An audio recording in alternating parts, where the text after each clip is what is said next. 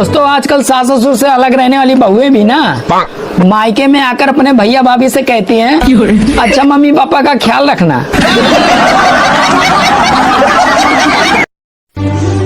अरे पहले की बहुएं घबराई रहती थी कि पता नहीं कैसी सास मिलेगी, और आजकल की सास घबराई रहती हैं कि कहीं रील बनाने वाली बहू न मिल जाए। एक आदमी अपनी बीबी को दफना कर घर जा रहा था कि अचानक से बिजली चमकी, बादल गरजे और बारिश शुरू हो गई। दुखी आदमी बोला, लगता है पहुंच गई। आपका बच्चा पढ़ने में बहुत ज्यादा कमजोर है। लिखने में कैसा है?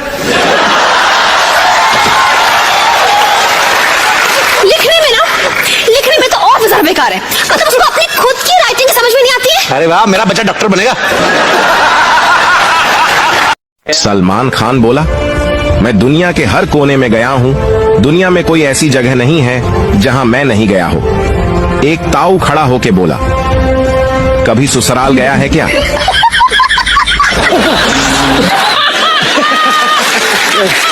बताओ, आपकी पत्नी की सास की बेटी आपकी क्या लगी? साली। नहीं साली लगी। नहीं, सोचो थोड़ा। साली लगेगी और क्या? नहीं, आप लोग बताओ। सुनो, हाँ? मैं ऑफिस जा रहा हूँ। अरे कुछ पड़ोसी से सीख लो, वो कहीं बाहर जाता है तो अपनी बीवी को किस करके जाता है।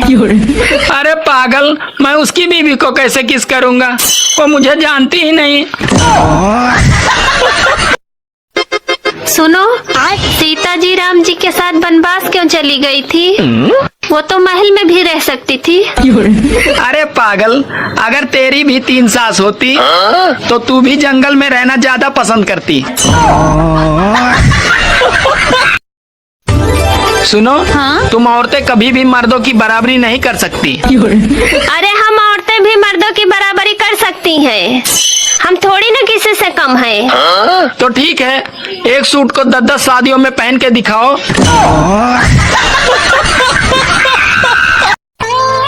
कभी कभी मैं सोचता हूँ कि तुम्हें छोड़कर दूसरी ले आऊं। अरे तुम मुझे छोड़ के तो देखो, मैं तुम्हें ड्रम में नहीं, सीधे दीवार में ही चुनवाऊंगी।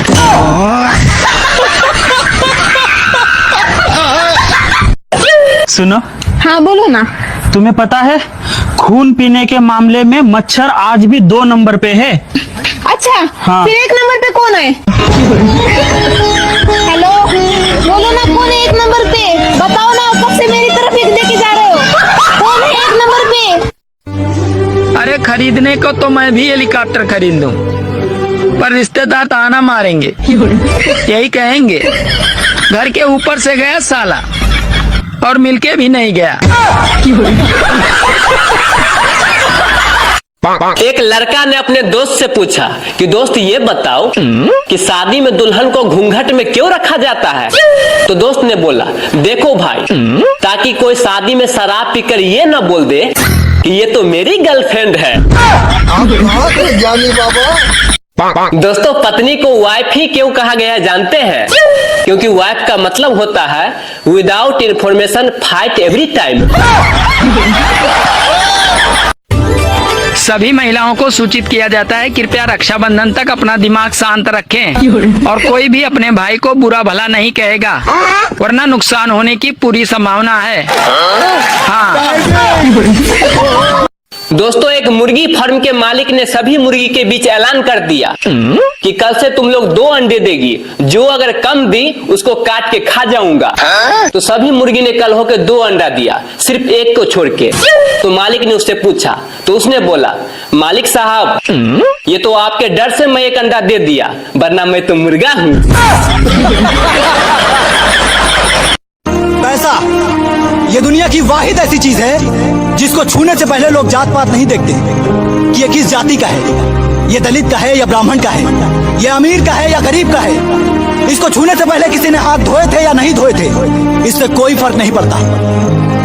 अगर बनना है ना तो इस पैसे की तरह बनो, अपने आप को उस काबिल बनाओ, उस मुकाम पर ले जाओ कि तुम किसी भी जाति के हो, किसी भी धर्म से हो, तुम्हें छूना या तुम्हें हासिल करना उनके लिए मजबूरी बन जाए।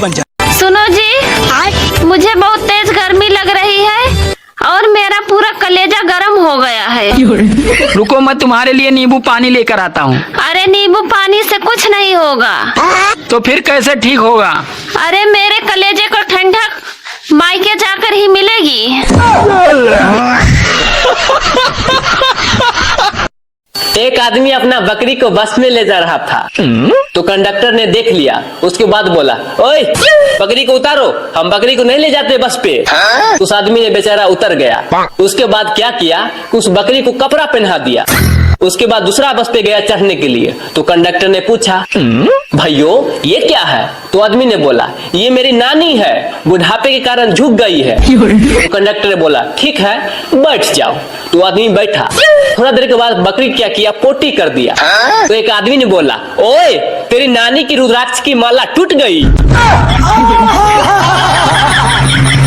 सुनो जी, बहुत गर्मी लग रही है, कूलर और पंखे काम नहीं दे रहे हैं, तो एक एसी लगवा दीजिए। ठीक है, अभी बुक कर देता हूँ। हेलो ससुर जी, अरे आपकी बेटी को बहुत गर्मी लग रही है, उसको कूलर और पंखे काम नहीं दे रहे हैं, तो जरा 1 टन की एसी भेजवा दीजिए। अरे गर्मी उसी को लग रही है, आपकी बेटी को, मुझे नहीं लग रही है। मेरा तो कूलर और पंखे से ही काम चल जा रहा है। क्या बेटी से बात करेंगे? लो तुम्हारे पापा तुमसे बात करेंगे। नहीं जी, अब गर्मी नहीं लग रही है, कूलर और पंखे से ही काम चल जाएगा। वैसे तुम बहुत कमीने हो। मांस मछली अंडा सब दबा के खाते हो, और सावन आते ही शुद्ध शाकाहारी बन जाते हो। अरे जब ईश्वर सब कुछ जानता है तो बेवकूफ किसे बनाते हो? पूरा सुनिए, मजा आया। मुझे तो अपनों ने लूटा, गैरों में कहाँ दम था। मेरी हड्डी वहाँ टूटी जहाँ हॉस्पिटल बंद था। मुझे जिस एम्बुलेंस में डाला उसका पेट्रोल कम था। मुझे रिक्शे में इसलिए बैठाया क्योंकि उसका किराया कम था। मुझे डॉक्टरों ने उठाया, नर्सों में कहाँ दम था। मुझे जिस बेड पे लेटाया उसके नीचे बम था। मुझे तो बम से उड़ाया, गोली में कहाँ दम था। और मुझे सड़क में दफनाया क्योंकि कब्रिस्तान में फंक्शन था। सुनो, हाँ? मुझे एक बात समझ नहीं आती। भगवान ने अगर बीबी बनाई तो फिर मच्छर बनाने की क्या जरूरत थी?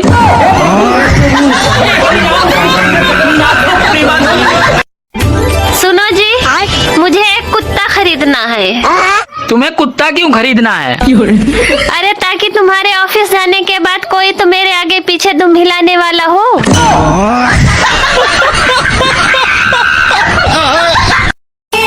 भाई बहन का रिश्ता भी कितना अच्छा रिश्ता होता है, प्यार भी रहता है और झगड़ा भी होता है।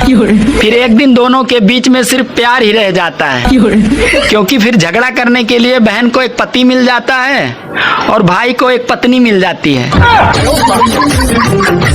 अगर सरकार बोल दे एक पेड़ लगाओ एक दारू की बोतल फ्री, माँ कसम बेवड़े पूरी धरती को हरियाली में बदल देंगे। मैं अपनी बीबी से कभी पंगे नहीं लेता, क्योंकि जो औरत सुबह शाम बर्तन धो सकती है वो मुझे भी धो सकती है। पति पत्नी में जोरदार लड़ाई हो रहा था, तो पति बोला तेरे जैसे 50 मिलेंगे। तो पत्नी हंसते हुए बोली, अभी भी मेरे जैसी ही चाहिए। शादीशुदा लोगों की अजीब परेशानी है। अरे त्योहार मनाए अभी भी।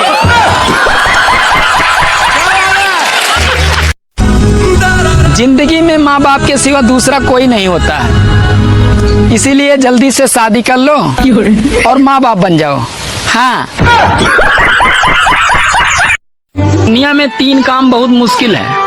पहला हाथी को गोद में लेना, दूसरा चींटी को नहलाना और तीसरा बीबी को समझाना। चला गेहूं काटे। हम कुर्बानी राजा कर यह हो जाए।